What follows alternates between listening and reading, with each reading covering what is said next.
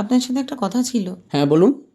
দেখুন, আমি জানি যে এই বিয়েটা আপনাকে জোর করে করতে হয়েছে, আপনি এটা করতে চাননি। আসলে আমি একটা মেয়েকে ভালোবাসতাম, তবে তার জন্য আপনার কোনো অসুবিধা হবে না। বলছি যে আমি তাহলে বাড়ির গেস্ট রুমের সোফায় শুয়ে পড়ছি। না না না, গেস্ট রুমে না, আপনি একটা কাজ করুন, এখানেই থাকুন। বাড়ির লোক জানতে পারলে অসুবিধা হবে, আমি সেটা চাই না। ঠিক আছে, আমি তাহলে মাটিতে বিছানা করে নিচ্ছি, নো প্রবলেম। এই নিন ও আপনার চাবি বাইকের আর এই ফোন। Thank you. সাবধানে যাবেন। বাই। এই নিন আপনার ব্ল্যাক কফি উইদাউট সুগার। বাবা, আপনি কি করে জানলেন যে আমি ব্ল্যাক কফি উইদাউট সুগার পছন্দ করি?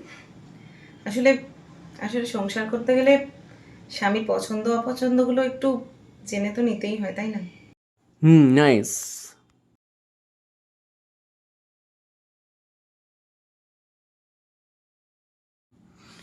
হাচ্চু।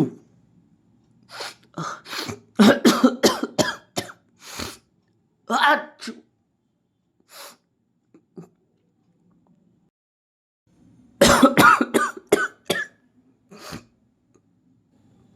বৃষ্টিতে ভিজে মনে হয় আপনার ঠান্ডা লেগে গেছে। এটা খেয়ে নিন, তাহলে আর জ্বর আসবে না। আরে আস্তে আস্তে, আর চিন্তা নেই, জ্বর আর আসবে না। এটা খেয়ে নিলেন তো ঠিক হয়ে যাবেন। এবার থেকে আর আপনি নয়, তুমি।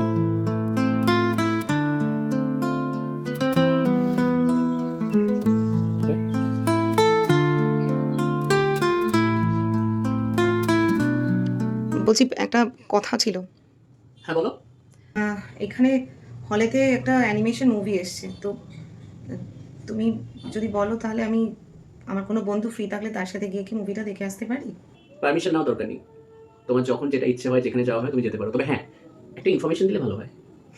যাও ঘুরে এসো। Thank you.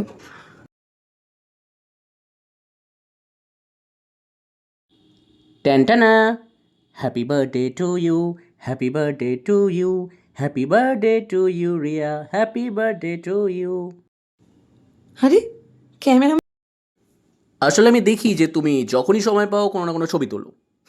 এই মোবাইল দিয়ে আর কত ছবি তুলবে, তাই ভাবলাম একটা ক্যামেরা দিই, পছন্দ। অফকোর্স, মানে তুমি এটা খেয়াল করেছিলে? সংসার করতে গেলে বইয়ের পছন্দ অপছন্দ সেটা দেখতে হয়, আর সেটা কে দেখে? বরেরা। আমি সারা জীবন এভাবে তোমায় হাসি মুখেই দেখতে চাই। आज से दिल पे मेरे राज तुम्हारा।